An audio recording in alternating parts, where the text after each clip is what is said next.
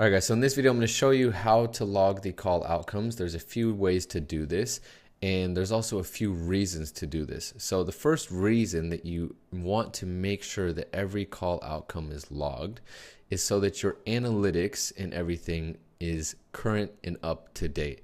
This is going to give you a lot of really great data to make decisions based off of. So if you are not logging your call outcomes, you will have no idea how many calls were closed, what the reason for the no sales were, what the reasons for your sales were, meaning what objections were overcome. So if you scroll down here, you can see for sales, what objections were overcome. You can see for no sales, what objections we were not able to overcome. You can see here, obviously, if you log the calls, you will be able to see the scheduling cohort will be up to date with sales metrics, show up rate, and cancellation rate. If you log your calls correctly, you will be able to see, like I said, the show up rate, the closing rate, engagement rate. You will be able to see a very great overview of your entire business. This is very important if you want to be able to make data-driven decisions and not just guessing and throwing spaghetti at the wall hoping something sticks. Okay.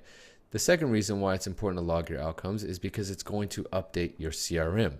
So if you integrate with either Close or HubSpot or Pipedrive, or maybe you use Zapier to connect to high level, when you update the call outcomes in iClose, you can configure your integrations to update your CRM as well, which is going to eliminate any sort of manual entry on both platforms. It's going to make everything much easier for you. Okay.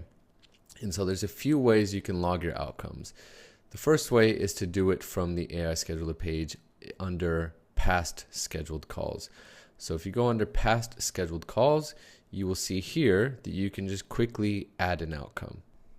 So another way we can do this is we can go to the global data page. And from here, if we click on calls, you'll see that you can also log the outcomes directly from the side here as well. And so all of these outcomes are already logged. But if I create a filter, let's say I want to see all of these strategy calls that are still pending, that have not yet been logged, I can click that, hit apply filter, and then boom, just like that, we have all of the strategy calls that are booked that have not yet been logged. And I can then save this as a new smart view. So I can say pending strategy calls, and then I can hit, I'll keep this as a private view for myself. Say I want to just label this Josh's pending strategy calls. I can hit create view, and then that will save that as a smart view that gets saved on here. And then I can also mark this as a favorite, which will just move it to the top up here. Then I can create another view for the pending discovery calls. So I can go pending, apply filter. And then now I have all of the strategy calls, or sorry, the discovery calls that have not yet been logged. And then I can save this as a new smart view. So I can call this Josh's pending discovery calls. And then I can mark this as a private smart view. And then again, I can add this to my favorites. So now I have the strategy calls and discovery calls.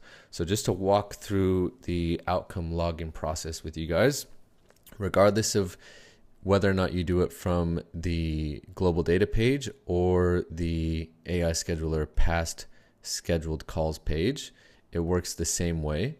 So just to go back to global data, we go over here, find the smart view, go back to calls. So this is just one thing to note. Contacts, calls, and deals, they all have their own sort of smart view folders. So the smart views I created are in calls. So I'll go to calls, I'll go to the discovery calls first, and I'll show you how to log these outcomes. So for a discovery call, the two outcomes are either approved or rejected. So if you click reject, it's then going to ask why the discovery call resulted in a reject.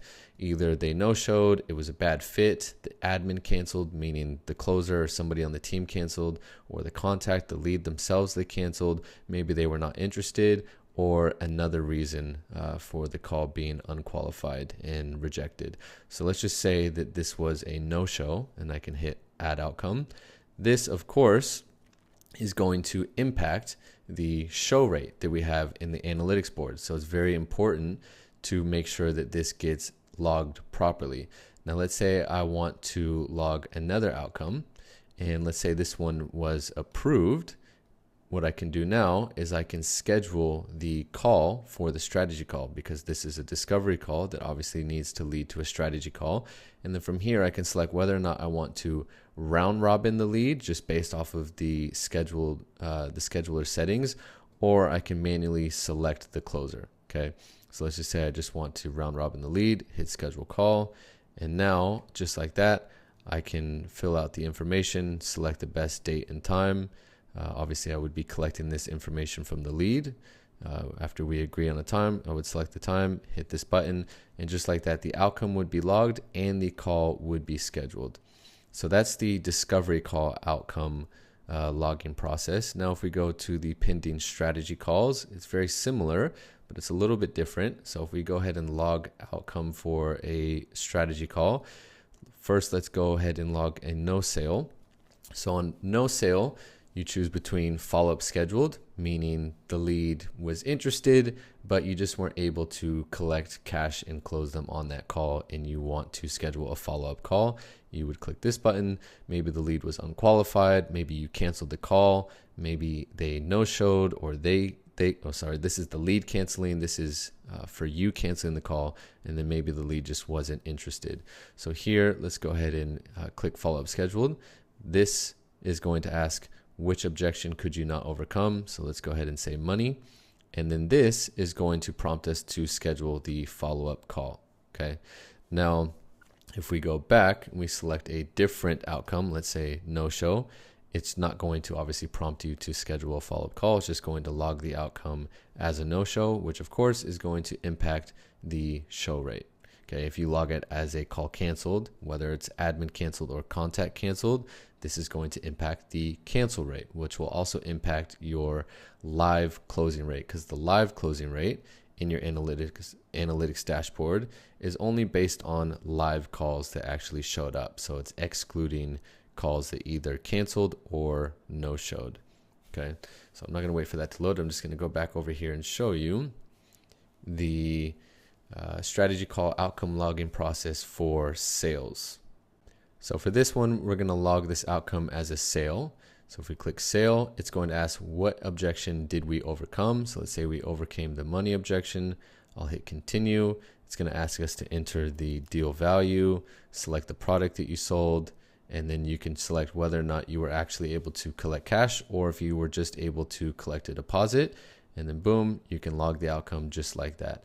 So this is incredibly important, like I said, if you want to make sure that your analytics are up to date, number one, and number two, that any sort of integrations that you have with your CRM are also being used to full effect, and so that your CRM is being constantly updated with live, accurate information.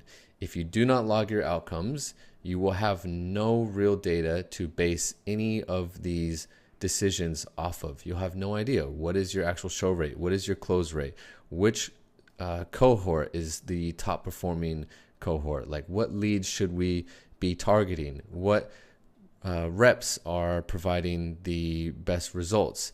You won't know what objections were overcome or not overcome. Okay, so this is very, very important for you to understand how to log the outcomes, number one, but number two, just the importance of making sure that every outcome is logged. And with that, I'll see you guys in the next video.